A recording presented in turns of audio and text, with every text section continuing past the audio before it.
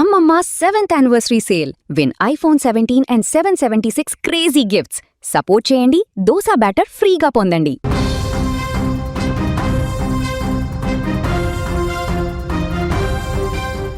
Secunderabad Jubilee bus stand దగ్గర RTC bus బీభత్సం సృష్టించింది.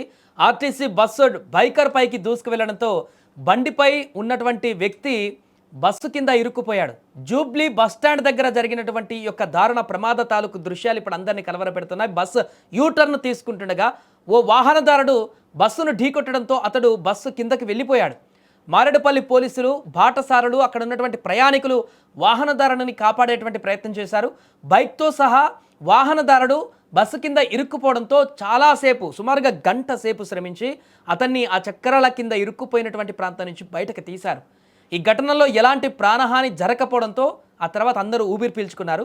అయితే బైకర్కు గాయాలు కావడంతో అతన్ని వెంటనే సమీప ఆసుపత్రికి తరలించారు. ఒకసారి మన స్క్రీన్ మీద కనిపిస్తున్నటువంటి ఆ దృశ్యాలను చూస్తే అర్థమైపోతుంది ఈ యొక్క ప్రమాద తాలూకు తీవ్రత ఎంత ఉందనేటువంటి విషయం.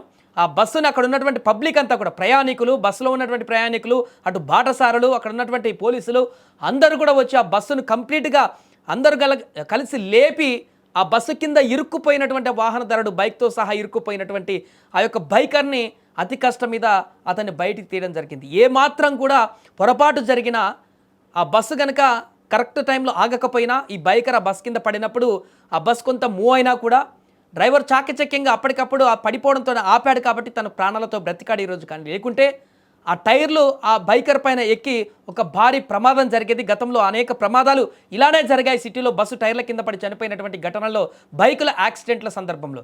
ఇప్పుడు కూడా ఆల్మోస్ట్ అలాంటి ఘటనే జూబ్లీ బస్టాప్ వద్ద చోటు చేసుకోవడం అటువైపు అక్కడ ప్రయాణిస్తున్నటువంటి ప్రయాణికులందరినీ కూడా తీవ్ర భయభ్రాంతులకు గురిచేసింది. అక్కడ ఉన్నటువంటి బాటసార్లు, స్థానికులందరినీ కూడా తీవ్ర ఆందోళనకు గురిచేసింది. కళ్ళ ముందే బస్సు టైర్ల కింద ఇరుక్కుపోయి నలిగిపోయి నరకయాతన అనుభవిస్తున్నటువంటి ఆ బైకర్ ఆర్తనాదాలు, అరుపులను చూసి అక్కడున్న వారందరూ కూడా హృదయాలు కలిచిపోయాయి.